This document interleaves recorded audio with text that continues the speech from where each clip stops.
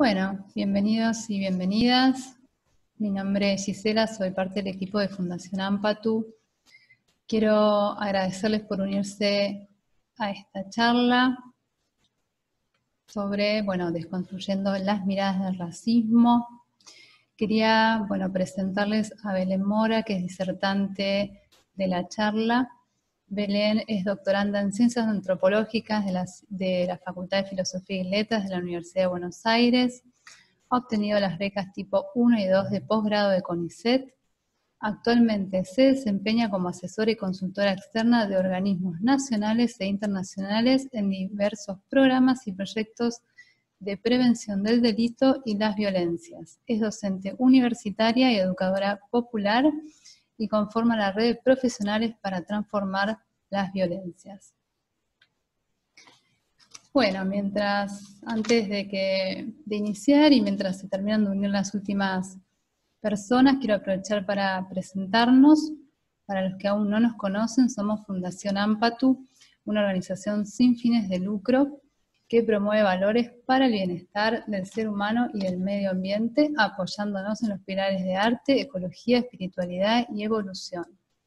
En torno a estos pilares ofrecemos distintas actividades, les voy a hacer un breve recorrido por las principales. Dentro de nuestros programas se encuentra Amarecer, que es nuestro centro completamente gratuito de formación profesional y desarrollo personal y humano para personas en situación de vulnerabilidad social o pobreza. Es un proceso integral y transformador que tiene como propósito principal la promoción y empoderamiento de las personas a través de la formación. Incluye educación profesional, ambiental, emocional, comunitaria, hábitos saludables y espiritual. Lo que recaudamos en nuestras actividades remuneradas va principalmente a este programa. Es uno de nuestros proyectos sociales más fuertes. Por otro lado, tenemos una plataforma de cursos y actividades a través de la cual promovemos nuestros valores.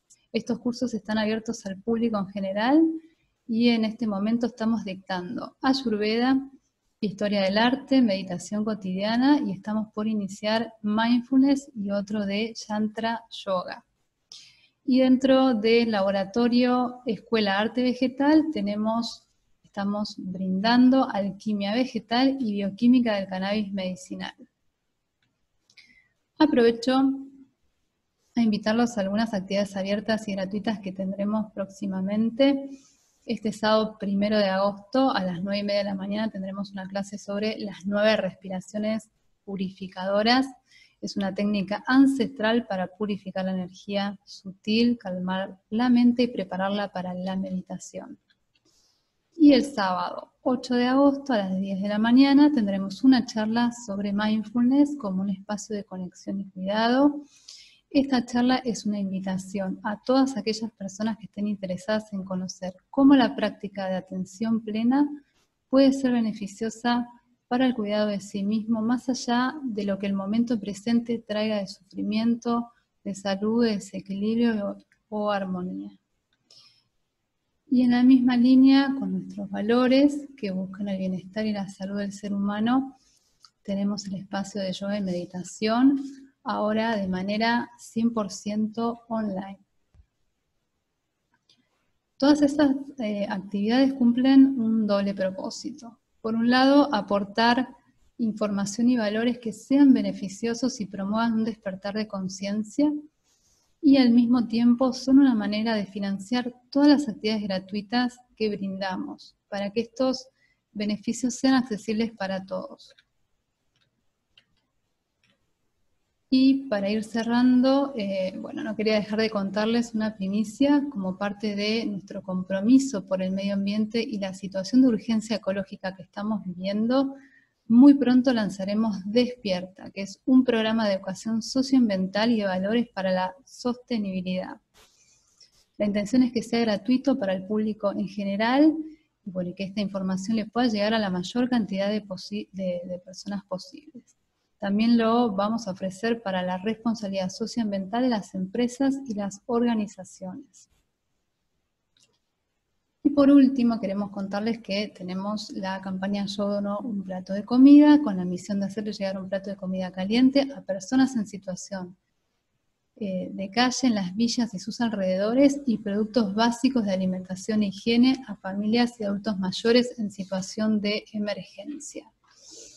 Estamos recaudando fondos a diario para esta campaña, especialmente en este momento de frío muy duro para estas personas. Es por esto que los invitamos a sumarse si está dentro de sus posibilidades, para que en esta pandemia nadie pase hambre. Y bueno, pueden seguir todas nuestras actividades en nuestras redes que ven acá en pantalla. También se los voy a dejar escrito en el chat en un momentito. Y bueno, antes de iniciar y para que salga todo lo mejor posible y se escuche bien, vamos a mantener los micrófonos silenciados durante la conferencia. Y luego, en la mitad del encuentro vamos a realizar un espacio de interacción donde podrán exponer sus consultas, sus opiniones, sus preguntas, y luego se continuará durante 1 hora con otro espacio de interacción en el cierre, ¿sí? Y bueno, para ello lo que vamos a hacer es, los que quieran pueden escribir sus preguntas o consultas en el chat, o pueden solicitar la palabra con el botón de levantar la mano que está en la lista de participantes ahí en Zoom. Y bueno, para los que tengan otra opción, para los que tengan la cámara abierta, nos pueden también levantar la mano, hacernos una seña y les habilitamos el micrófono, ¿sí? Para que podamos ir hablando uno a uno. Bueno, ahora voy a cerrar el PowerPoint y ya los dejo con Belén.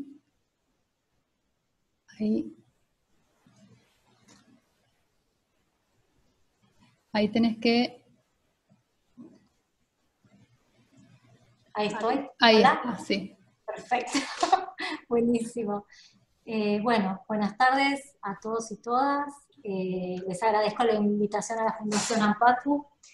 Yo traje para compartir con ustedes algunas tensiones, algunas discusiones, en las cuales nos fuimos poniendo de acuerdo con las organizadoras de este evento, como para construir un espacio para poder pensar juntos. A mí el formato virtual tiene la potencia de que llega a muchos más y tiene la dificultad de que nos interrumpe un poco el diálogo. Y el conocimiento antropológico es claramente dialógico. Entonces, y digo esto también desde un lugar de trabajo mucho, desde la educación popular o con otras herramientas, y es interesante el diálogo en esto. Por eso es que pensamos un poco este formato de hacer un corte en un momento y poder dialogar. Dicho esto, vamos a arrancar un poco con la presentación de hoy. Este encuentro, que se llama Deconstruyendo las miradas del racismo, un encuentro con el otro para pensar en nosotros, distintos enfoques del concepto de cultura para desnaturalizar las miradas del racismo y repensar nuestra relación con la diversidad. Todo muy largo. Pero bueno, estamos partiendo con este título de una serie de supuestos. El primer supuesto es que las miradas respecto al racismo son la construcción, que seguramente para muchos de los que estuvimos acá esto tal vez sea una obviedad. El tema es pensar un poco cómo llegamos a esta construcción. El segundo supuesto es qué herramientas podemos utilizar un poco para desnaturalizar en distintas circunstancias, ¿no?, aquellas miradas que naturalizan la mirada del otro, ¿no?, desde un contenido racista. Y la tercera cuestión, antes de arrancar, tiene que ver con que para nosotros, desde la antropología, el concepto de cultura nos da algunas herramientas para poder pensar el racismo y para poder pensar el vínculo con el otro, ¿no?, donde el racismo es un extremo en esa situación, en esa relación.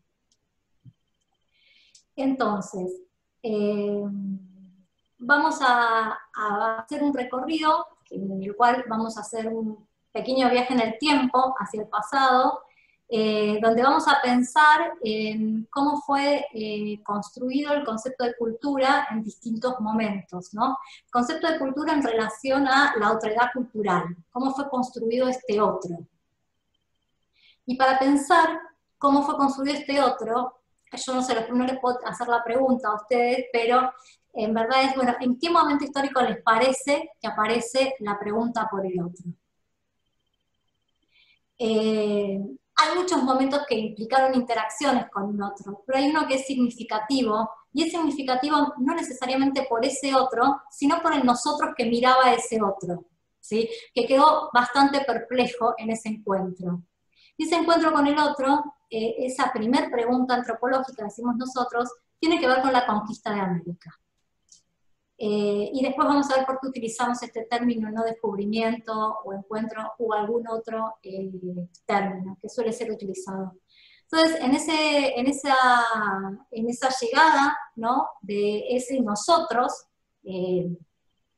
América, para ese nosotros sí, el descubrimiento del Nuevo Mundo, un descubrimiento en el sentido que era un descubrimiento en moral, era un descubrimiento en términos de relaciones sociales, era un descubrimiento en términos de cosmovisión, era un descubrimiento en términos de el vínculo entre los sujetos y la naturaleza, ¿no? Para una sociedad que venía bastante más cerrada, pero que estaba empezando a estar en crisis, este encuentro con este otro implicó algo que para el conocimiento antropológico que es clave, que es, produjo un extrañamiento, ¿no? El encuentro con el otro, y en el contexto actual es así, es aquel encuentro que nos produce un extrañamiento. No hay posibilidad de un encuentro con la alteridad y que yo siga igual. No hay experiencia antropológica, ¿sí?, si no hay un encuentro con lo extraño, con lo que me interpela mi sentido común. Si yo me encuentro con ese otro y ese otro no me sacude, ¿no?, no me trae una pregunta que me hace repensarme, no hay posibilidad de conocimiento antropológico. Entonces, en esa situación, el encuentro con los habitantes de América forzó, ¿no?, ese encuentro entre dos humanidades extrañas y forzó que se empiece a pensar en esta alteridad. Entonces, a ver, este encuentro con el otro podemos decir que es un encuentro eminentemente cognitivo, ¿sí?, que es un encuentro que tiene que ver con la experiencia, ¿sí?, que es un encuentro en el cual me tengo que dejar interpelar y que es un encuentro donde tiene que aparecer esta situación de extrañamiento. Ese extrañamiento que tiene que ver con el otro extranjero respecto de mi patria matria. ¿Qué es mi patria matria? Es mi cultura. Son los valores, son los supuestos de los cuales yo parto, es de cómo miro el mundo, ¿sí? Hace un tiempo yo trabajé mucho tiempo en las unidades penitenciarias y una vez una chica repetidas veces me decían, hola rubia. Y yo decía, ¿cómo la rubia? Si yo soy castaña. Entonces me decían, no, la rubia, no. Después me dijeron Belén, pero al principio era eso. Y yo dije, bueno, me lo dijo una vez, bueno, me lo dijeron otra vez, yo dije, bueno. Y ahí entendí que lo rubio para ese otro era el que había ido a la universidad, el que tenía la libertad, el que tenía una familia, el que tenía la posibilidad de proyectar un futuro, ¿sí?, el que tenía un espacio de cuidado, ¿sí? Entonces, digo, el encuentro justamente con la alteridad es ese momento que nos permitimos desarmarnos un poco y adentrarnos en ese otro mundo, ¿no?, en esa cultura del otro. Poder comprender al otro intentando evitar traducirlo. Y esto implica un posicionamiento, y implica mirar al otro desde algún lugar, que es un poco lo que vamos a pensar en esta charla, porque el racismo tiene que ver con eso, tiene que ver con cómo construimos a ese otro. Tiene que ver con la construcción de la mirada de la otredad. Entonces, la pregunta, el encuentro con el otro me trae una pregunta que es clave, que es preguntarme por la igualdad en la diversidad y la diversidad en la igualdad, ¿no? ¿Qué tenemos de iguales y qué tenemos de diferentes? Y me lleva también a buscar una respuesta a esta pregunta, ¿no? ¿En qué nos igualamos y en qué nos diferenciamos? Y desde dónde, qué anteojos nos ponemos, ¿no?, para dar respuesta a esta pregunta. Y en virtud de los anteojos que nos pongamos, o sea, para mirar y pensar la cultura, nosotros ahora vamos a hacer un recorrido, van a ser las respuestas que encontremos, y van a ser las miradas que construyamos respecto de ese otro. Un primer enfoque que quería compartir, que es interesante, no por sí por el enfoque, pero porque después nos va a permitir pensar las discusiones más actuales, y tal vez no les suene tan raro cuando veamos en ese enfoque. Tiene que ver con el contexto sociohistórico de surgimiento de la antropología, y cuando se empieza a pensar la otredad cultural. Nosotros dijimos recién que el encuentro con el otro tiene mucho que ver con el siglo XVI, con la conquista de América, pero es un encuentro que se da desde la experiencia, no es un encuentro en el cual se empiece a pensar, ¿no?, e intentar construir un conocimiento respecto de ese otro, ¿no?, o una explicación respecto de esa diferencia. En el momento que la antropología empieza a construir sus primeras definiciones respecto de la cultura y respecto de la otredad, ¿no?, toma prestadas un montón de herramientas que tenían que ver con el contexto histórico, estos fines del siglo XIX. Vamos a hacer un viaje, pero vamos a ir al presente. Yo les prometo que vamos al presente en breve. En ese contexto, y un contexto donde se había dado la expansión del sistema colonial, ¿no? Estamos hablando de un momento donde se habían repartido las metrópolis, todas las colonias, donde las metrópolis necesitaban mano de obra, y necesitaban recursos naturales, y necesitaban también construir nuevos mercados. En ese contexto que surge la necesidad de conocimiento de ese otro. Por eso estas primeras teorías respecto de la cultura, y respecto de la construcción de la diferencia, respecto de la otredad cultural, tienen una impronta bastante colonialista, porque surgen en ese contexto, y surgen un poco para poder comprender ese contexto, ¿sí?, en virtud de unos determinados intereses. Si quieren, la antropología tiene un surgimiento un poco imperialista, digamos. Después se va a resarcir, pero ese es su punto de partida. Y en este contexto colonial, y cuando hablamos de situación colonial, me refiero a una dominación, ¿no?, de una minoría que es extranjera en términos raciales y culturales, y que se impone por una superioridad material y no necesariamente numérica, ¿sí?, a un grupo local, y en el que se impone sus valores, sus maneras de hacer, ¿no?, sus formas de creer, sus maneras de mirar al mundo, sus vínculos o no con la naturaleza, ¿sí?, sus ideas de cultura. Entonces, en ese contexto que está asignado por esta situación, y que está asignado por algo que Todorov llama la doctrina racialista, no sé si tal vez ustedes conocen, pero entre el siglo XVII y XIX hubo una gran producción de lo que fue la doctrina racialista, que después fue tomada por algunos pensadores más contemporáneos, y también en algunas situaciones muy críticas de la historia de la humanidad.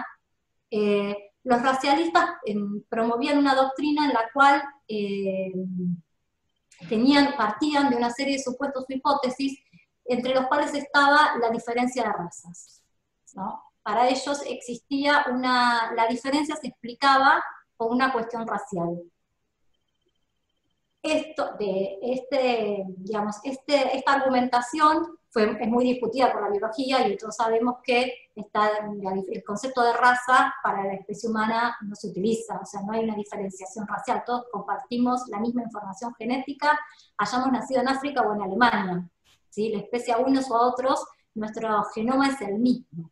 Lo que vamos a tener diferencias son en la diversidad cultural y en cuestiones fenotípicas, que es la relación de la cultura con el ambiente, ¿sí? Pero hubo un momento donde estas ideas tuvieron mucha fuerza y se fueron imponiendo en la sociedad y también en las instituciones, ¿no? Todas estas ideas atraviesan después lo institucional, ¿no?, y dan lugar a un montón de otros discursos. La idea de la diferenciación de razas era una. Otra idea que promovía este movimiento racialista tenía que ver con la relación entre los aspectos físicos y la moral. Entonces establecían que a determinada cuestión fenotípica le correspondía una determinada moral.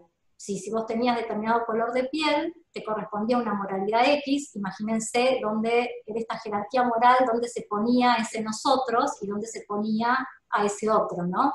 Y dónde se ponían a las mujeres, que además fenotípicamente ellos habían establecido que tenían un cráneo más chico, entonces su nivel intelectual era otro, ¿no? Y así justificaban un montón de cuestiones y de posiciones que tenían una justificación, que esa justificación cultural, ¿no?, querían llevarla a una argumentación biológica.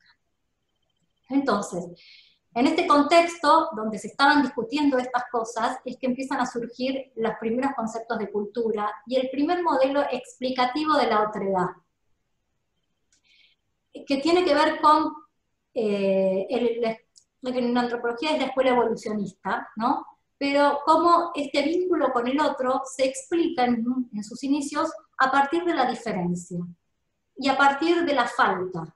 ¿Por qué? Porque ese nosotros que construya esa otredad, ¿no? Estamos partiendo todos acá de que la otredad es una construcción, ese nosotros que construye a ese otro, lo construye según su propia identidad. Ese otro debería ser igual a ese nosotros que lo construye. Entonces, al tener que ser igual a mí, yo voy a mirar en vos todo lo que no tenés. Entonces voy a mirarlo sin educación, sin cultura, sin Estado, ¿no? Digo, tal vez este pensamiento lo lleva algo de la realidad, ¿no? Este discurso no aparece cuando hablamos a veces de los jóvenes, o a veces si hablamos de los incivilizados, o los que no tienen educación, ¿no? Hay algo de esta mirada del otro, ¿no?, que construimos a partir de la diferencia, y que tiene que ver con atribuirle al otro la falta, porque no podemos mirarlo, ¿sí?, en sus propios términos. Lo estamos leyendo desde nuestros parámetros culturales. Nosotros decimos que lo estamos leyendo desde una mirada etnocéntrica. Estamos mirándolo desde nuestro centro étnico, y desde ese lugar nos vinculamos con el otro, ¿sí? Con el otro que puede ser el que vive en un barrio carenciado, el que está durmiendo en la calle, el que, no sé, forma parte de determinado grupo punk, o no, aquel otro que a nosotros nos interpela en tanto alteridad. Entonces, el etnocentrismo, que esto nos empieza a llevar a pensar en el racismo, tiene que ver con una valoración positiva respecto del propio grupo, ¿sí?, y cómo el grupo mira, ¿sí?, al otro diferente, y cómo proyecta su propia cultura en ese otro. Digo, esto que parece tan raro, cuando en una institución o el sistema educativo, la cuestión de homogeneizar muchas veces, ¿no?, o esta cuestión de los chicos con problemas. ¿Quiénes son los chicos con problemas? ¿No? Digo, hace poco estuvimos trabajando en una escuela donde a todos los niños se los mandaba a la fonoaudióloga. Entonces empezamos a pensar, bueno, ¿por qué se están mandando tantos chicos a la fonoaudióloga? Resulta que los chicos que se estaban mandando a la fonoaudióloga eran los chicos que eran descendientes de guaraníes. Entonces no tenían un problema con el habla, tenían un problema con el lenguaje, y tenían un problema con el interlocutor que tenían adelante, que no podía comprender que ese problema no tenía que ver con el habla, no era sin lenguaje su situación, ¿sí? No era un problema de sin habla, era un problema de no poder comprender a ese otro, ¿no? Por suerte, la situación se resolvió muy bien, porque hubo un director que entendió que era llamativo que gran parte del curso fuera a ver a la fonoaudióloga, y lo que hizo fue traer a un abuelo para que estuviera en la clase, ¿no? Entonces el abuelo funcionó como traductor y como puente, pero además de que funcionó como puente entre los niños, era a nivel inicial, y la docente y la maestra, también fue interesante la experiencia para el abuelo, y para el abuelo en el reconocimiento en su propia comunidad, digo. Entonces a veces cuando uno descentra, ¿no?, toda esa mirada, suceden un montón de otras cosas. Digo, traigo algunos casos para que podamos pensarlo también en términos concretos, cómo se ponen en juego estas miradas, y cómo se ponen en juego desde lo institucional. Muchas veces, ni hablar del sistema judicial, que después podemos discutir de eso, no sé acá tampoco la composición de ustedes, de sus trayectorias profesionales, o de la vida, o de los espacios que transitan, ¿no? Pero bueno, volviendo al modelo explicativo y a esta cuestión de la construcción de la diferencia cultural, desde esta mirada se construye un otro a partir de la falta. Y se construye un otro que se supone que en algún momento de su historia va a llegar a ser igual a mí, ¿no? Un otro que Revolución nos dice es el salvajismo. Después van a pasar a un estado de barbarie y después les va a tocar el estado de civilización, que por supuesto es mi grupo. En ese caso era la civilización europea, occidental, cristiana y capitalista, ¿no? Entonces, ese otro va a venir y suponen que toda la humanidad va a seguir en ese devenir, ¿no? Que en algún momento van a ser iguales a ellos. Y la diferencia es acomodada a partir de ese modelo estadial, ¿no? Donde vamos acomodando a todos los otros, ¿no? En este devenir histórico, sin poder en ningún momento empatizar con el otro, ¿no? Y siempre mirando desde esta superioridad.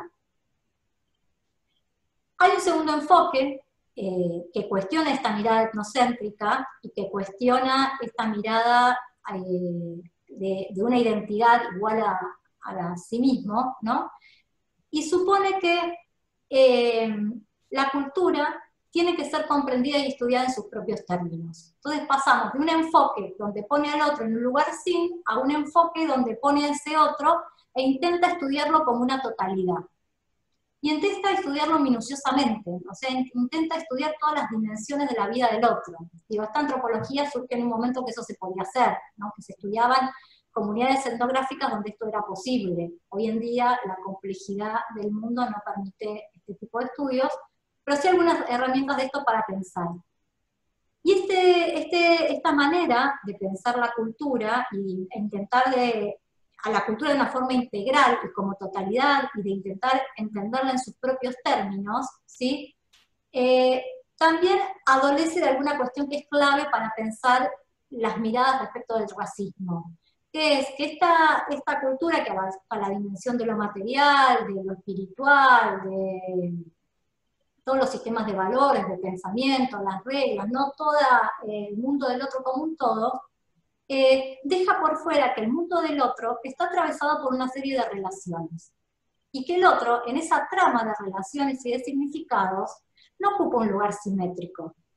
No ocupa un lugar simétrico en el sentido de que no tiene el mismo poder de nominación, el mismo poder de nombrar al mundo. ¿Sí? No es lo mismo que uno vaya y, digamos, no es lo mismo desde un lugar de las representaciones hegemónicas, ¿no? No desde un lugar de lo ético, que ahora vamos a llegar. Que uno puede ir y hacer un estudio, conocer a la comunidad wichí y pasar unos días con la comunidad wichí, y otra cosa es entender que esas comunidades están insertas en un montón de otras relaciones donde sus vínculos con el Estado, con la escuela, con la policía, con las tierras, ¿no? Les implican un montón de cuestiones que también definen su identidad y definen cómo ellos se vinculan y definen cómo son mirados por esos otros, ¿sí? Este enfoque de la cultura como una totalidad omite, ¿sí?, pensar la relación, nos deja fuera las relaciones, todas las relaciones sociales que hacen, ¿no?, a la construcción de lo simbólico. Entonces, tenemos un enfoque que mira desde un lugar de superioridad, tenemos un enfoque que tiene que ver con el relativismo cultural, que tiene una mirada más comprensiva del otro, intenta comprenderlo, pero en esa comprensión omite, ¿no?, que ese otro está en un marco de relaciones sociales. Yo, para comprender por qué esta joven me decía eso, también tenía que comprender la historia de vida de esta joven, cómo llegó a estar detenida o en una situación de privación de libertad, y qué se le ponía en juego a ella en la mirada de ella conmigo y cómo ella sentía que yo la estaba mirando, ¿no? Tenía que poner en juego todas esas dimensiones para poder comprender qué es lo que me estaba diciendo. El tercer enfoque, que es el que nos permite discutir más tal vez sobre el racismo, tiene que ver con una noción de cultura que supone ya no mira la diferencia cultural, ni mira la diversidad cultural, porque es fantástico ser diversos, pero si no nos damos cuenta que esa diversidad está inserta en la trama de relaciones, por ejemplo, nosotros vamos a tener una gran ley de identidad de género, ¿sí? Pero cuando hacemos un trámite en el Estado, en algunas oficinas nos preguntan desde un lugar binario, si es masculino o femenino. Y ahí aparece el poder del Estado que nos está definiendo a nosotros en una identidad.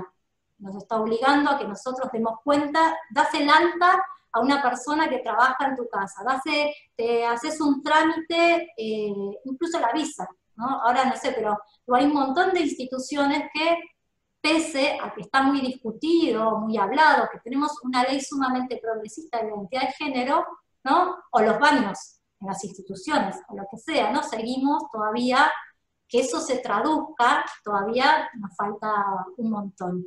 Esta mirada acepta lo diverso, pero ahí. Todo fantástico, pero ahí. ¿No? Mientras que no piense el vínculo conmigo y no piense en vincularme conmigo, está fantástico. Ellos ahí, yo acá. ¿No? En las distintas identidades que podamos pensar. Este tercer enfoque va a decir, bueno, esos que están ahí, de alguna manera, se vinculan con este nosotros. Y el vínculo que tenemos no necesariamente es simétrico. Entonces, si nosotros somos incapaces de mirar esa desigualdad cultural, pero que tiene una raigambre material, en la mayoría de los casos, ¿sí? Nos es imposible poder pensar a ese otro, poder vincularnos desde un lugar ético con ese otro, poder reconocer a ese otro, en el sentido de volver a conocer, y conocerlo en sus términos, pero como parte de una trama de significación. Y una trama de significación en la cual ese otro se vincula conmigo, que lo estoy reconociendo, y que soy reconocido también por ese otro.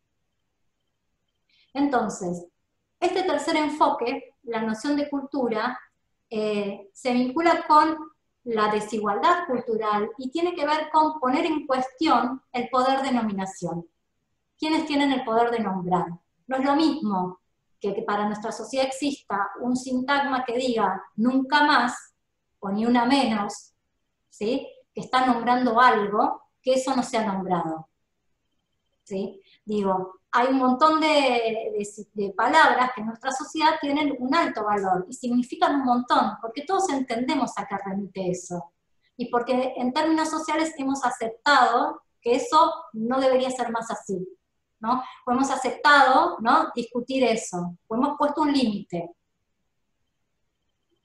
Entonces, este tercer enfoque que tiene que ver con la construcción del otro, a partir de la desigualdad cultural, la desigualdad simbólica, que tiene que ver con, si quieren, todas las teorías, por un lado todas las teorías de lo que es el neomarxismo, o sea, que miran la teoría marxista, pero desde el concepto de hegemonía, ¿no? Están pensando que la cultura tiene que ver con un conjunto de operaciones simbólicas,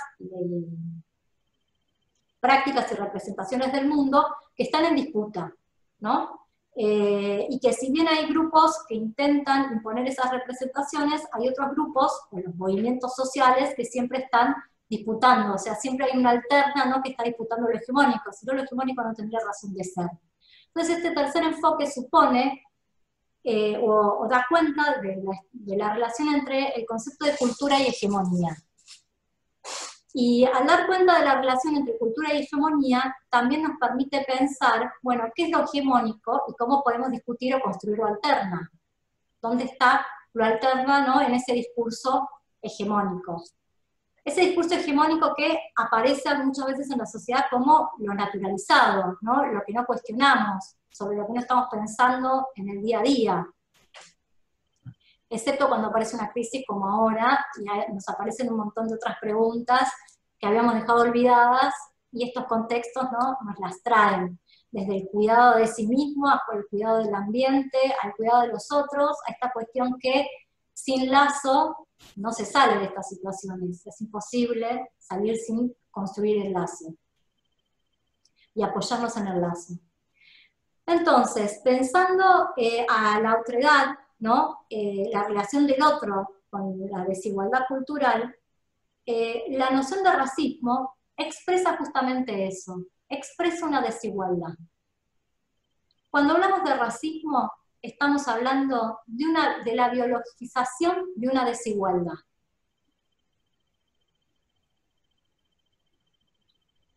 ¿Qué significa eso?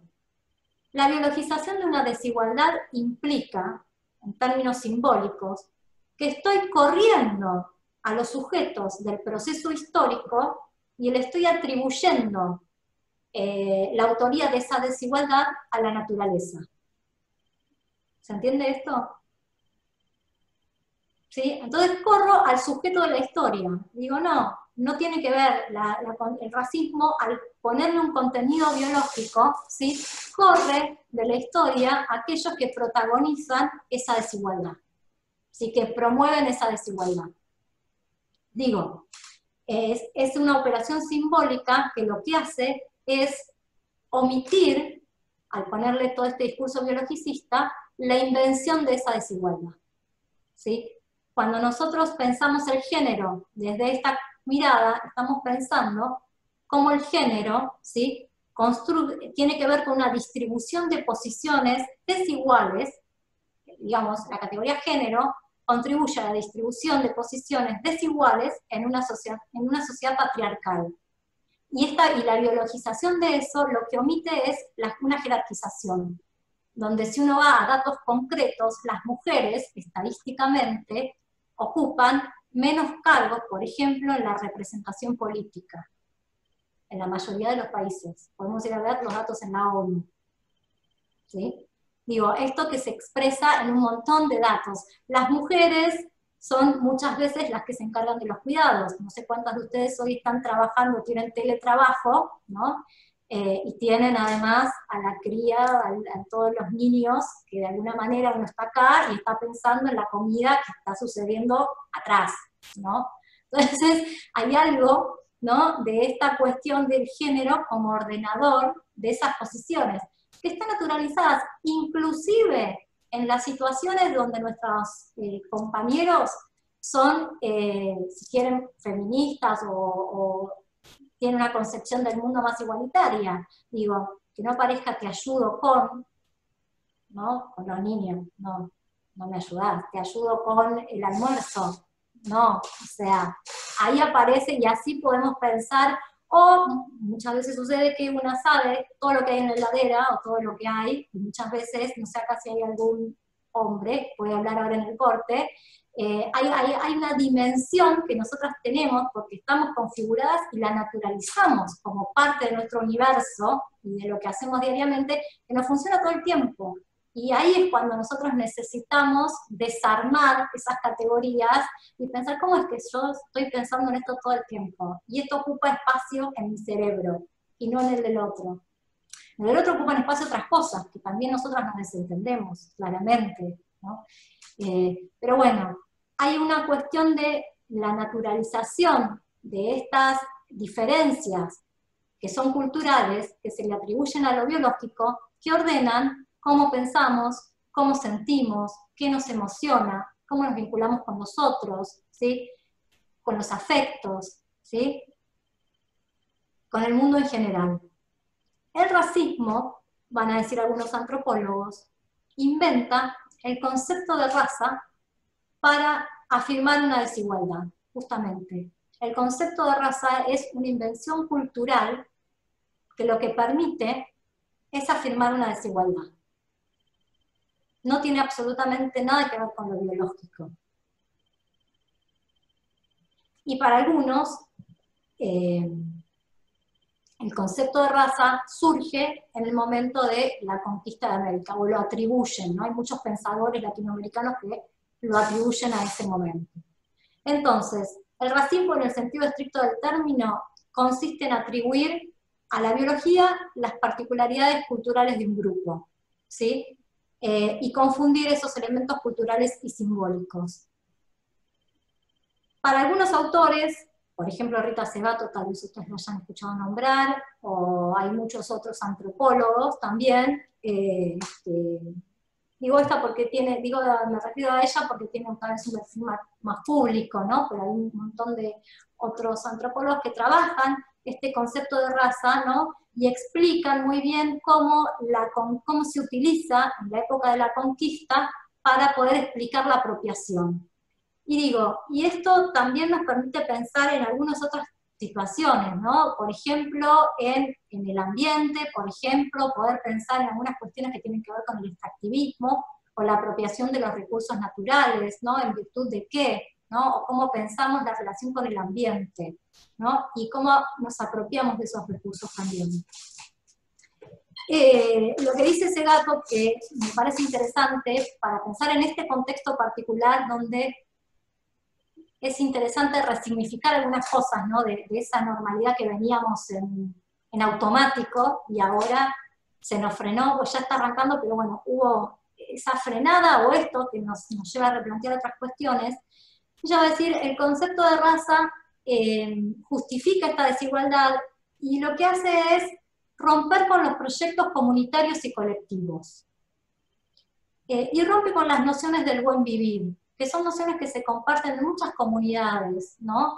Del altiplano, ¿no? Y que comparten muchos pueblos, y que ese buen vivir tiene que ver con el vínculo entre las personas y con el vínculo con la naturaleza. El buen vivir habla, ¿no? De es imposible vivir bien si otros viven mal. ¿Cómo puedo vivir bien si el de al lado está viviendo mal? ¿No? Entonces hay todos unos principios del buen vivir que son interesantes, que están interpelando, ¿no? El vínculo que tenemos con el próximo y con la naturaleza, que es un vínculo que está construido, ¿no? A lo largo de la historia y que también tiene que ver con una mirada muy antropocentrista que tenemos nosotros. Nosotros somos una especie que somos realmente antropocéntricos. De hecho, nos cuesta pensar en la naturaleza. Aquello que se vincula con la naturaleza muchas veces es incluso puesto en un lugar peyorativo, el de lo salvaje, el de la barbarie, ¿no? Hay un montón de cuando hablamos de algo que nos parece que está fuera de ciertos parámetros de lo cultural, lo mandamos al mundo de la naturaleza, en términos simbólicos. O sea, la naturaleza ocupa el lugar donde mandamos todo aquello, ¿sí? Que se está peleando un poco con estas nociones que tenemos de cultura. Una cultura ligada a otro concepto, que es el de civilización. Por eso hablamos de incivilizados, por ejemplo, ¿no? Que son conceptos que, si bien eran los conceptos fuertes del siglo XIX, digo, si hoy miramos muchas de las noticias, aparecen estos conceptos. Y donde en estos conceptos se juegan muchas cuestiones que tienen que ver justamente con esas miradas racistas, porque están atribuyéndole a la naturaleza desigualdades o maneras de mirar a esos otros que tienen que ver con una construcción cultural, que las estamos haciendo desde un lugar de referencia, que las estamos haciendo desde una mirada etnocéntrica, y que estamos naturalizándolas, intentando incluso, lo que tiene el racismo como fenómeno complejo es que esa mirada es naturalizada por ese otro, y que muchas veces la identidad del otro, los procesos de subjetivación del otro, están atravesados por esas miradas que los grupos hegemónicos construyen de forma racista respecto de esos otros.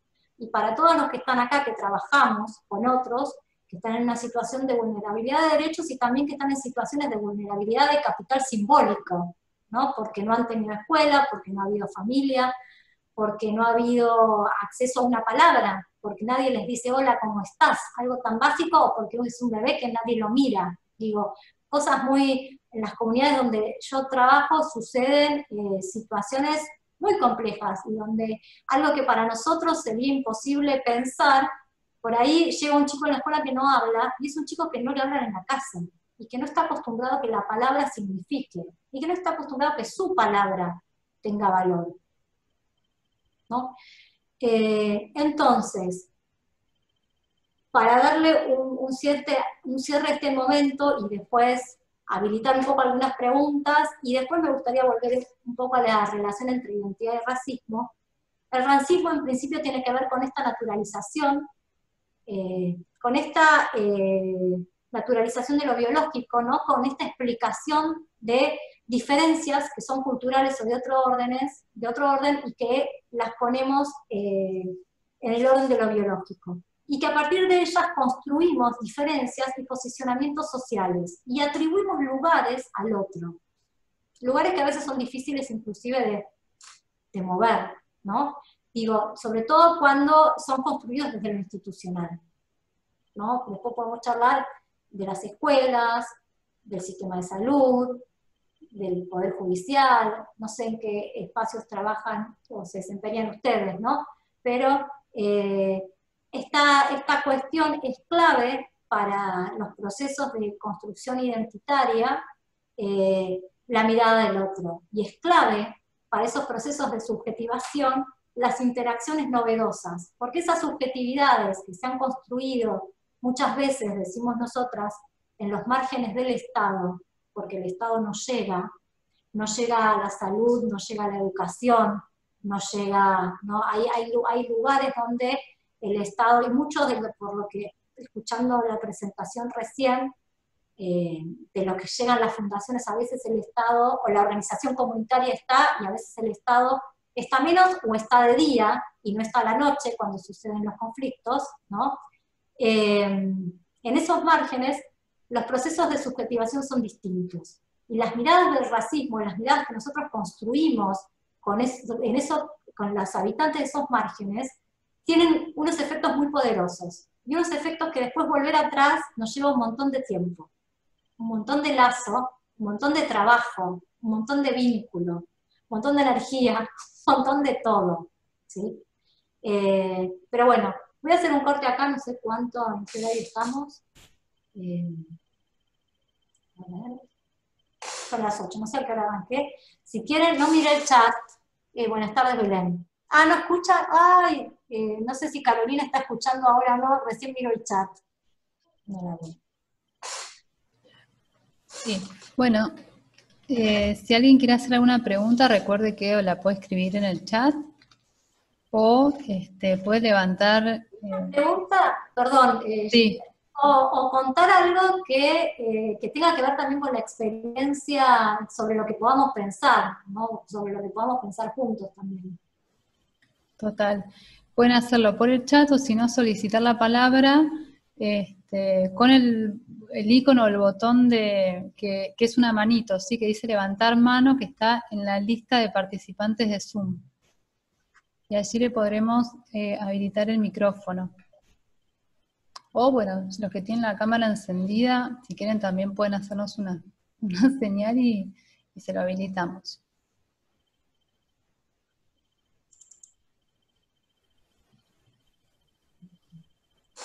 No tienen micrófono, pueden decir,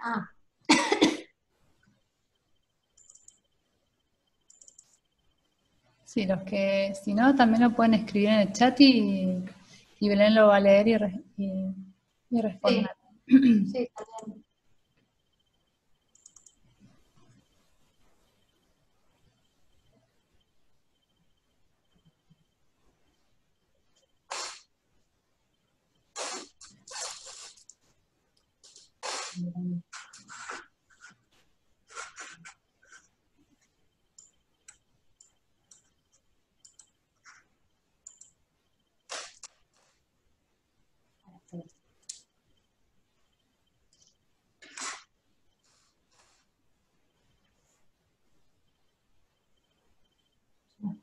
Bueno, sigo yo, si no. Yo quería escuchar un poco, a ver, en qué temáticas estaban, no sé, en que yo trabajo mucho en escuelas, y trabajo mucho las miradas del racismo, sobre todo con lo que es la institución educativa, la comunidad también, porque la comunidad también reproduce las mismas lecturas, ¿no? Entonces he trabajado hace mucho tiempo en proyectos que articulan, ¿no?, una interfaz entre la escuela y la comunidad, entendiendo que frente a un montón de situaciones de violencias, una puede ser el racismo, pero hay distintas formas en las cuales aparecen esas violencias, las respuestas no se pueden encontrar de una forma, no las puede encontrar una sola institución, entendiendo que esas respuestas tienen que ser construidas entre la comunidad y la escuela, ¿no? Sobre todo las que implican determinados tipos de violencias. no sé, el proyecto, cuando nosotras nos invitaron a trabajar en ese proyecto, hicimos una recorrida por todos los barrios de este municipio, y en las situaciones, entre comillas, de vandalismo, que es una palabra que a mí no me gusta utilizar, pero es la que se utiliza, el lenguaje nativo utiliza esa, y mientras no haya otra utilizamos esa, iban desde situaciones graves, como era un joven que haya sido apuñalado en una institución educativa o en la puerta, hasta situaciones que eran complejas, pero que tenían que ser leídas en otra clave, que tenían que ver con que los jóvenes habían utilizado el tanque de agua, el tanque de agua de la escuela, o el tanque australiano, en pleno febrero, y se habían metido los que podían ahí. Obviamente que la escuela tuvo que cerrar, tuvieron que vaciar el tanque, y todo lo que implica para una institución esa aventura de los jóvenes en pleno febrero en lugares donde no hay agua.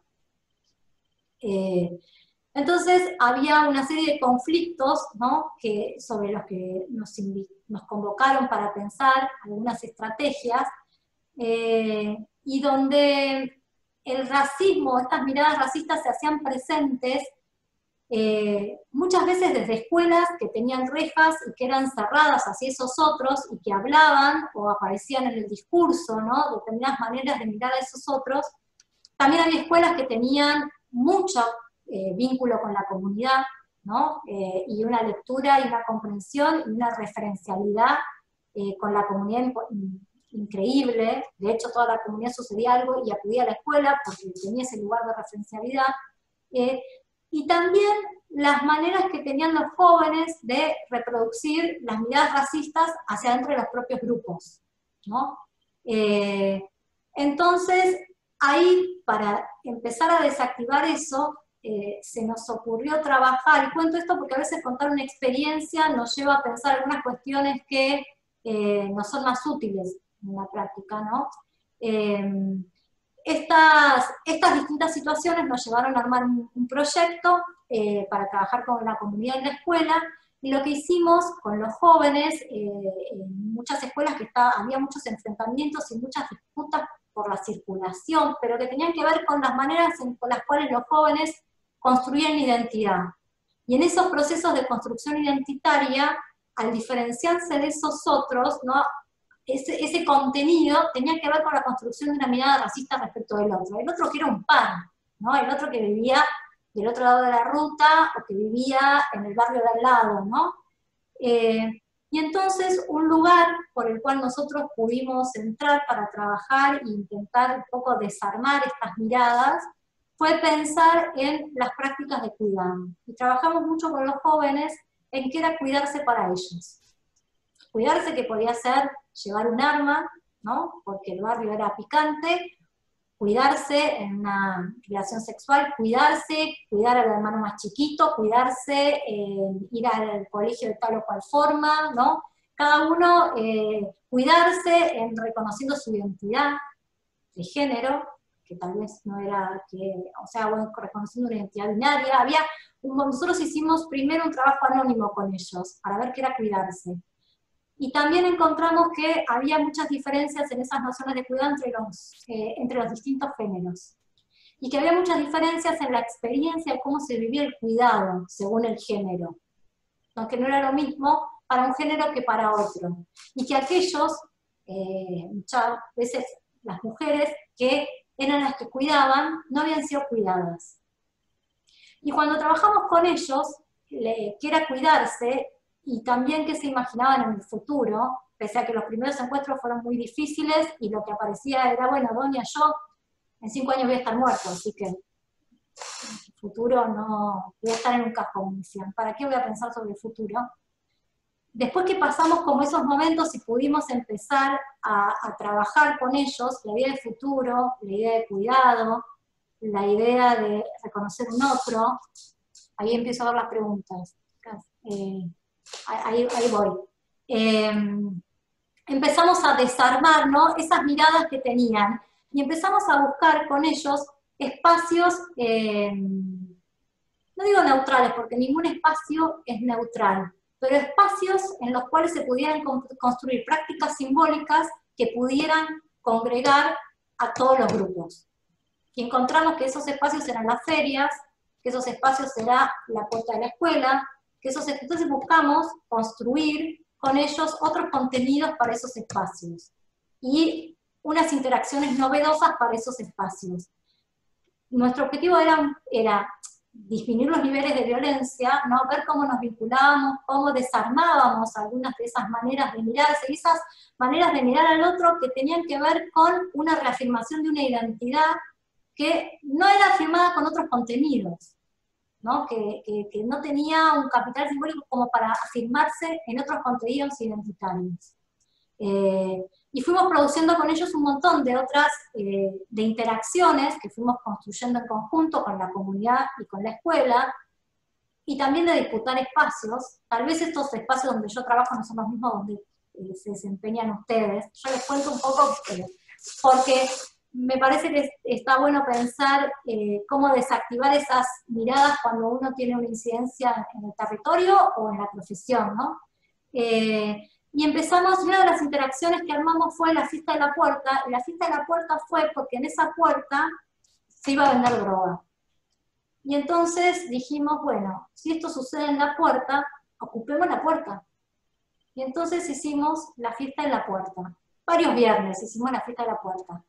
Duró lo que duró, todo es dinámico en la vida, ¿no? Pero durante mucho tiempo, y no es que no fuera a suceder en otro lugar, pero en términos simbólicos, esa excusa sí nos permitió construir el lazo. Y construir el lazo entre algunos que tal vez no estaba, digamos, ese lazo estaba deteriorado, o que las identidades se construían justamente a partir del enfrentamiento con el otro, ¿no? Entonces fue proponer una interacción que no era habitual, para eso tuvimos que ver qué era lo habitual, ¿no? Proponer una intervención novedosa que nos permitiera construir una marca en esos procesos de subjetivación distinta, ¿no? Que nos permitiera, con estos jóvenes, repensar, nada, que de alguna manera los llevara a repensar algo de esas identidades, algo de cómo se vinculaban con esos otros, algo de cómo se vinculaban con la escuela, algo de lo que ellos podían hacer en el futuro. Esperen que voy a leer acá, no, el chat, porque lo perdí. Pero bueno, pensar la cuestión de la autoridad cultural, pensar en el racismo, pensar en cómo se construyen la mirada del otro y pensar los contenidos en los cuales los contenidos que se le asignan a esa mirada del otro, y comprender muchas veces que la identidad tiene que ver con la violencia. El racismo es un tipo, pero hay violencias que a veces llegan a ser violencias físicas, ¿no? Que el racismo termina, esas miradas del otro terminan en una situación de violencia física, implica comprender que muchas veces el lazo se construye a partir de la violencia, y que es un problema. Y ahí me parece que pensar el racismo y pensar la cultura y pensar la identidad, ¿no? Pensar con estos conceptos, nos ayuda a desarmar, ¿no? Y a mirar las cosas con otra lógica.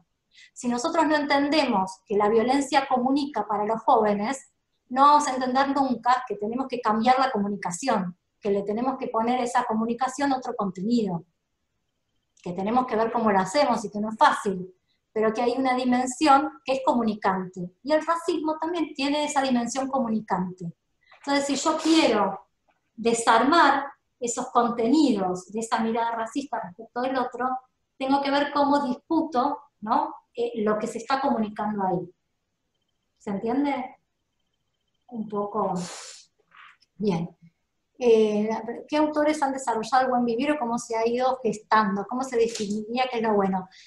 Mira, todo lo que tiene que ver con la doctrina del buen vivir, o la filosofía del buen vivir, lo podés googlear, aparece, y tiene que ver con las concepciones que tienen las comunidades del altiplano, que han sido tomadas por Quijano, que es un sociólogo peruano, habla Rita Segato también del buen vivir, hay muchos autores que hablan del buen vivir. El buen vivir tiene como una serie de preceptos, ¿no? Que ordenan ese pensamiento filosófico, y que establecen un vínculo distinto con las relaciones entre las personas y con la naturaleza, y con el vivir bien, ¿no? Y dan esta discusión. Nosotros, si vamos a pensar, por ejemplo, un proyecto de futuro con los jóvenes, tenemos que garantizar el vivir bien. Si hay unos jóvenes que viven bien y otros que viven mal, unos que tienen armas y otros que no las usan, no las necesitan, bueno, ahí tenemos un problema. La filosofía del buen vivir tiene que ver con eso, sobre todo con pensar que el vivir bien tiene que ver con el otro, y tiene que ver con la naturaleza, ¿no? Que también es algo que solemos un poco dejar de lado, o de pensar menos a veces. No en este espacio, no hay actores que siguen las luchas por el medio ambiente, o están atentos a las temáticas, ¿no? Pero hablo de en la vida cotidiana, a veces se nos pierde. Otra vez estuve viendo a un chico influencer que contaba cuando estaba viviendo en Estados Unidos, comenzaba a sonar y decían, le preguntaban cuál era su etnia. Sí, sí, acá también se pregunta. Es complejo, sí. ¿En qué incide el incremento de la violencia juvenil? A ver, Susana, el racismo no es que... Yo creo que el incremento de la violencia juvenil tiene que ver con una falta de proyecto de futuro. Y el racismo es una expresión de esa violencia.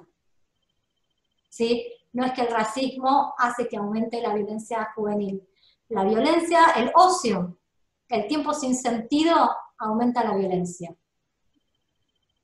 El tiempo que no tiene sentido, ¿no? Por eso la cuarentena es un problema a veces. O sea, en ese sentido, ¿no? Es una solución en muchos otros, pero bueno, pienso, el ocio es un problema en este sentido para los jóvenes. Tiene que ser un tiempo que tenga un contenido y que yo pueda proyectar un futuro. La idea de no poder proyectar un futuro genera violencia. Si yo sé que voy a estar muerto en 5 años, no me importa mi vida en el presente, no me importa el prójimo, no me importa nada. Después, como me vinculo con el prójimo, digo que la construcción del racismo es una consecuencia de cómo yo voy a mirar o cómo voy a construir a alguien con el que pelearme, ¿no? Voy a construir a ese otro. Pero no es la causa. Igual que el racismo en nuestra sociedad, es una consecuencia de la desigualdad, pero no es la causa.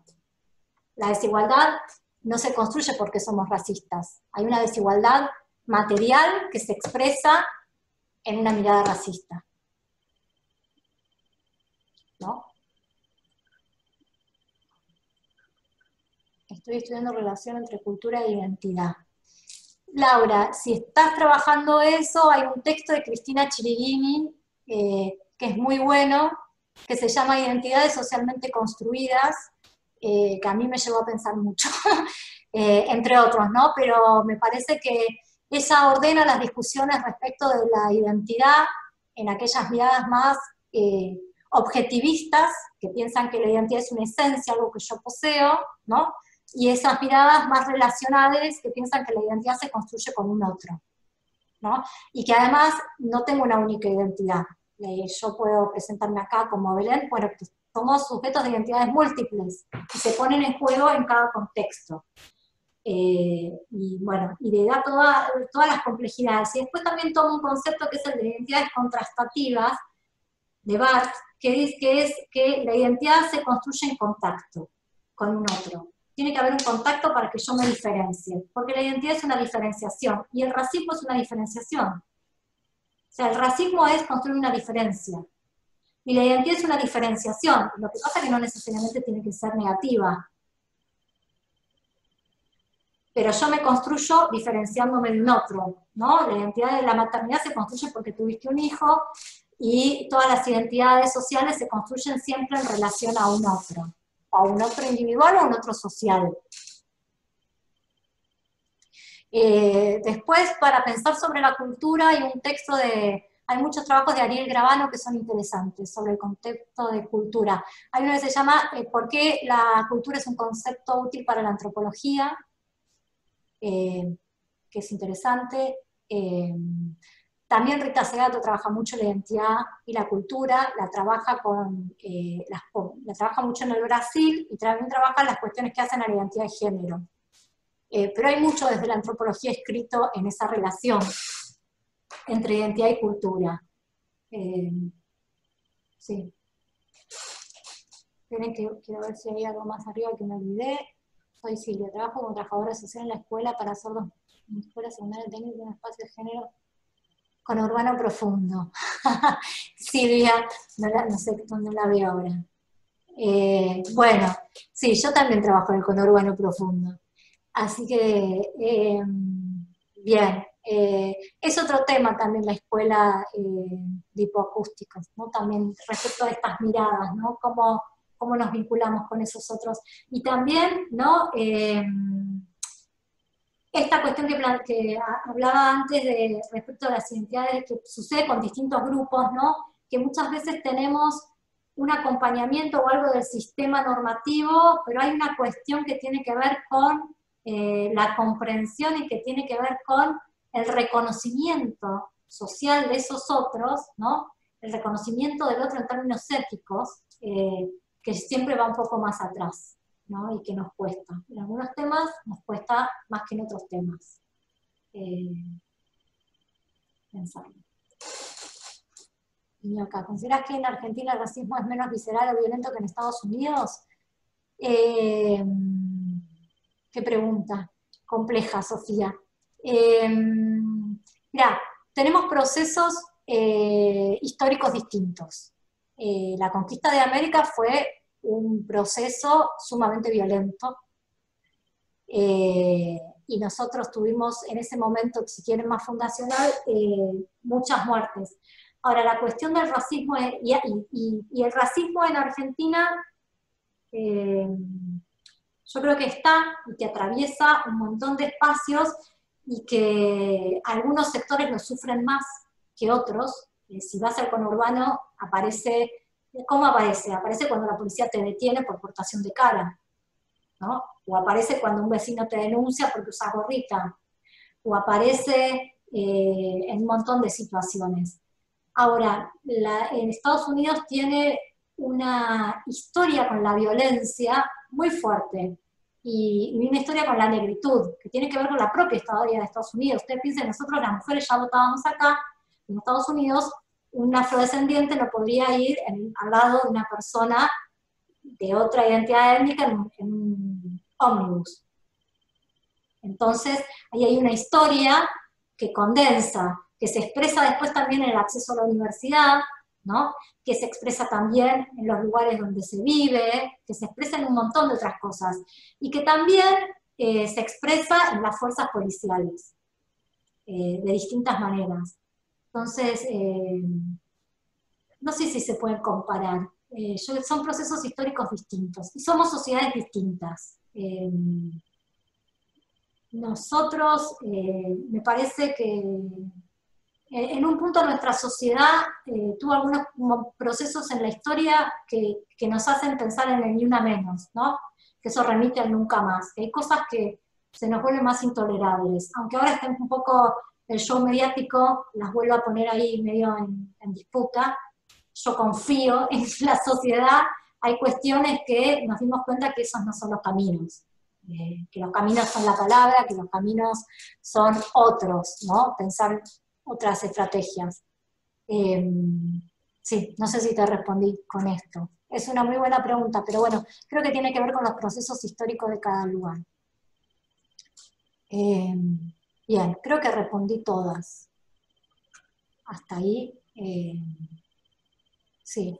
Hay muchas cosas escritas por Rita Segato sobre raza y racismo. Hay algo que se conoce como la antropología de la decolonización, que son autores que discuten mucho, Walter Mignolo y otros, el concepto de raza también, para las que les interese profundizar en la temática. Sí. No sé si quieren hacer alguna otra pregunta. De todas formas, si alguna quiere hacer un pedido o alguna consulta de bibliografía o algo, y pueden pedirles el mail, o yo se los doy, es nbelenmora@yahoo.com.ar. Si tienen alguna consulta, a veces uno después al rato se le ocurre, me pueden escribir, no hay ningún problema, o por medio de la fundación también. Sí, no sé qué. Acá estamos, chicas. No sé si hay algún varón, veo con toda, no, sí hay algo, creo que tiene la cámara apagada. Ahí hay un comentario de Bárbara. Ay, gracias, yo ya no lo he visto. De personas que detuvieran COVID, que nos comunican por miedo a ser discriminados.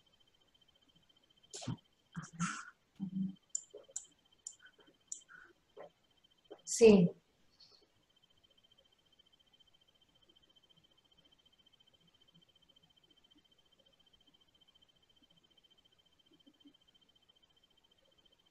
Bien.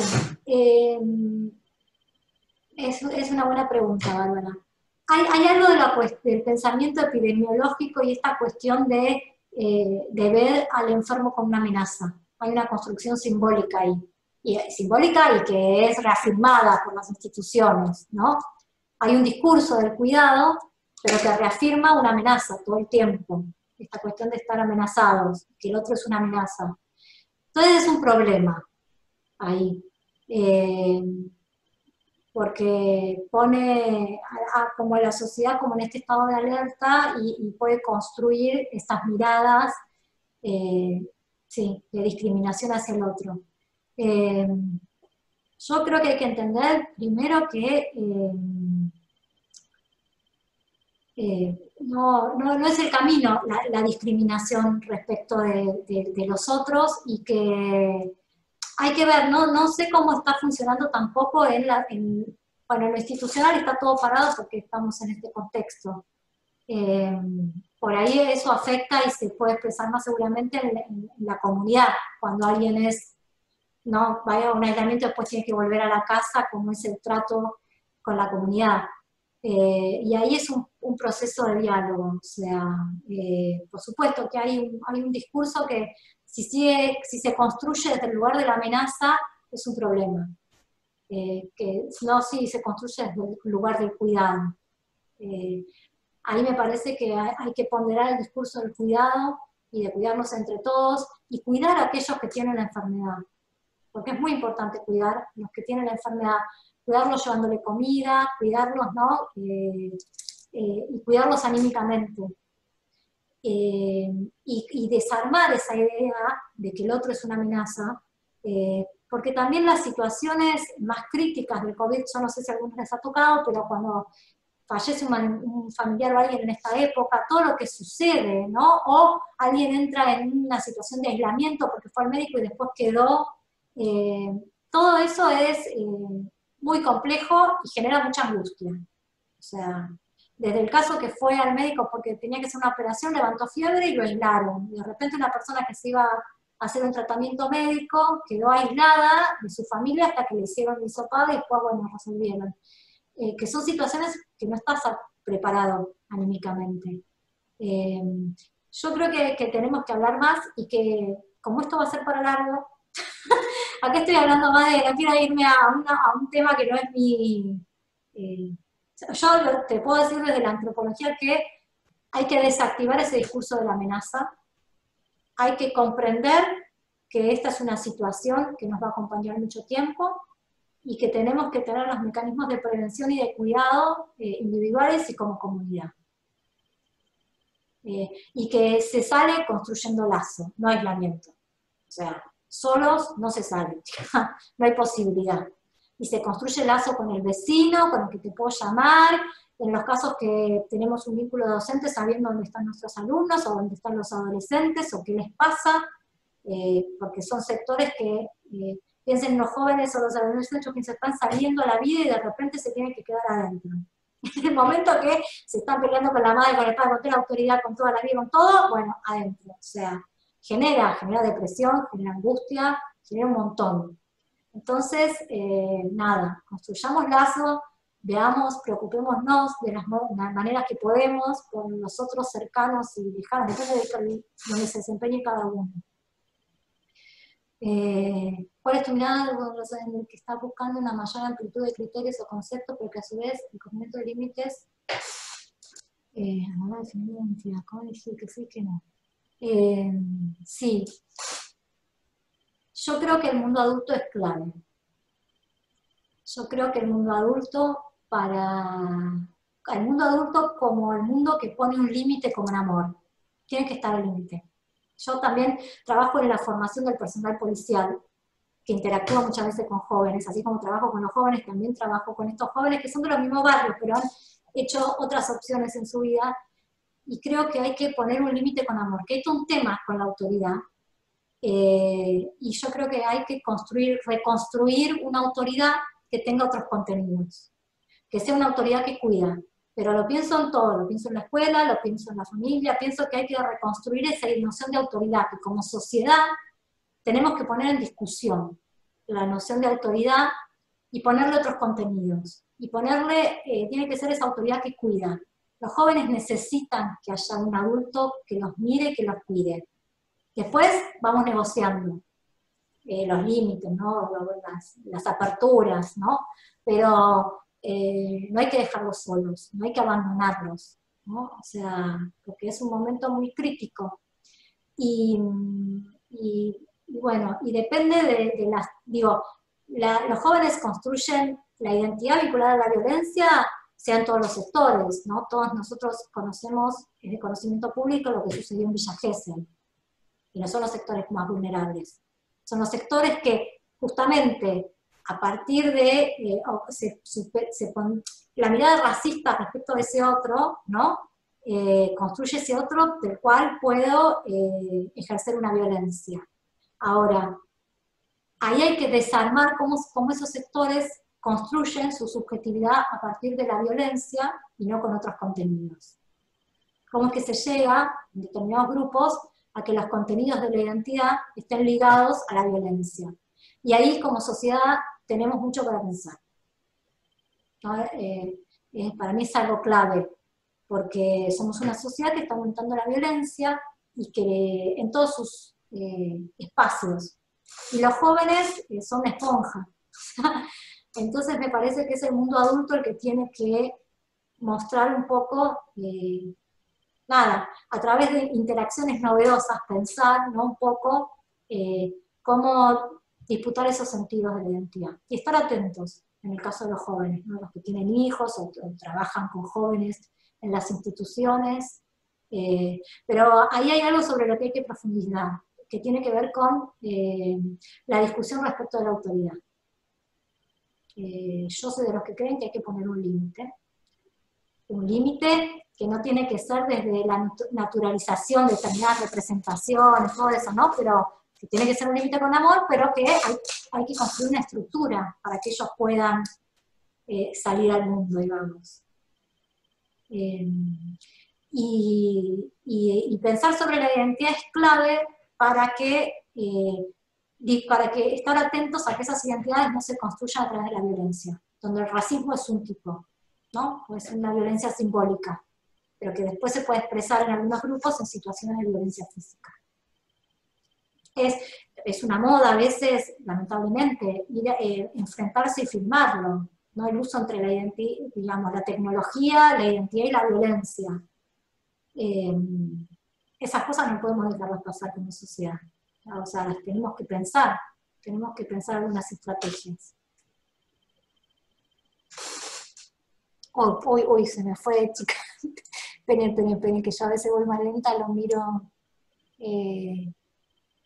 los adolescentes.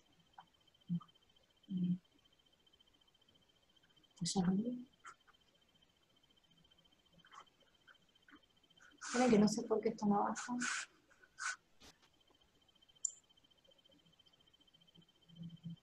Esto ya está.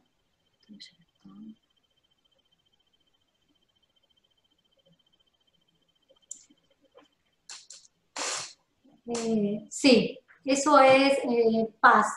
Los pueblos originarios el vínculo con los pueblos originarios tiene que ver con una situación de desigualdad estructural, donde hay unos que se creen que pueden aprovecharse y apropiarse de las tierras y de los recursos de los otros, y que esas desigualdades estructurales, materiales, donde hay unos que tienen un poder de dominación justamente respecto de los otros, construyen miradas racistas respecto de ese otro.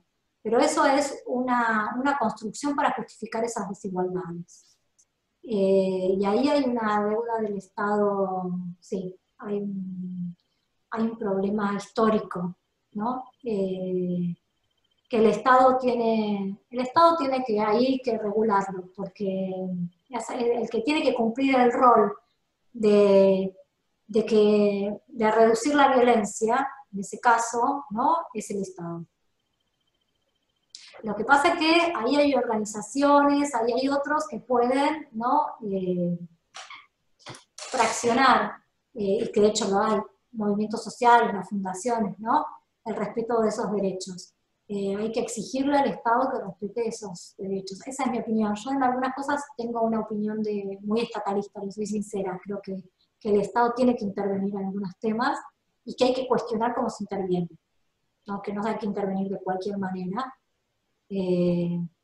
pero es una autoridad, ¿no? Y entonces, si estamos hablando de violencia, hay que ver ahí, en algunos casos le toca al Estado, en otros casos le toca a la comunidad. En otros casos nos toca a los sujetos, ¿no? Pero sí, ese es un problema, que el Estado no intervenga en las situaciones vinculadas a los pueblos originarios. El Estado ha intervenido en algunas cuestiones de discriminación, ha desarrollado algunas políticas, pero hay una mirada muy peyorativa de la sociedad en general, ¿no? Entonces, me parece que eso, nada, genera unas condiciones de posibilidad, que, bueno, hay que tener una mirada ética respecto de esos otros, y sí, y hay que tener una exigencia al Estado en ese tema.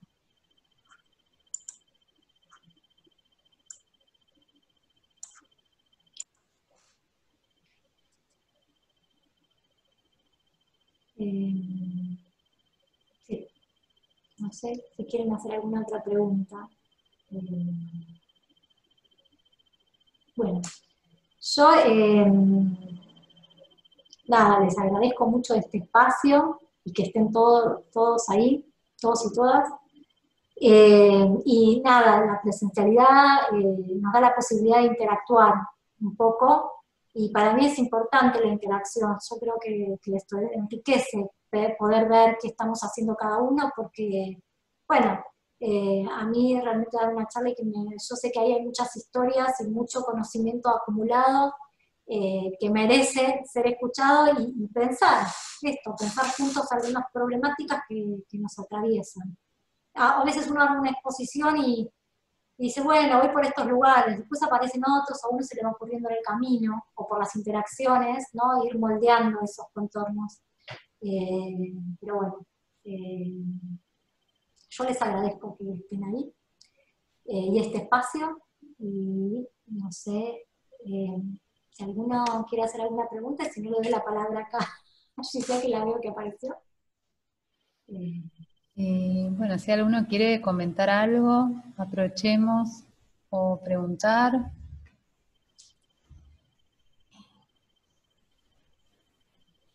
Saben que se les puede habilitar el micrófono también.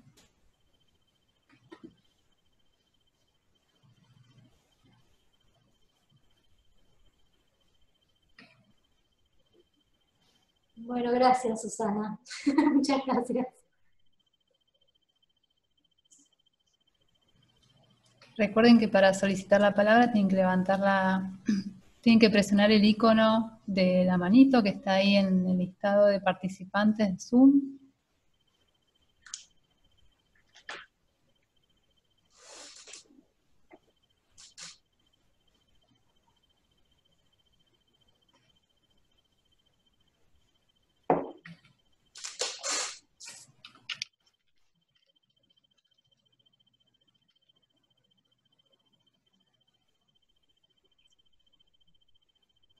Bueno.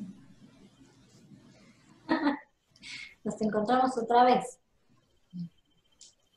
Bueno, ahí están escribiendo algunos mensajitos de agradecimiento. Gracias. Bueno, muchas gracias. Bueno, Belén, si querés agregar algo más, si no ya vamos cerrando la charla. Sí, no, creo que pensemos en estas cuestiones que fueron saliendo ahí de emergentes, que son como líneas que como sociedad y cada uno desde su lugar, es importante que no las dejemos pasar. Nada, les agradezco muchísimo la escucha y la invitación. No, Belén, muchísimas gracias a vos. Muchísimas gracias en nombre de toda la fundación, de todos. Un placer tenerte, una clase hermosa. Muchas gracias. Gracias. Bueno, les mando un abrazo a todas y todos. Gracias a todos por haber participado. Cualquier cosa, no saben que nos pueden escribir. Bueno, ahí estamos leyendo. Gracias por los comentarios.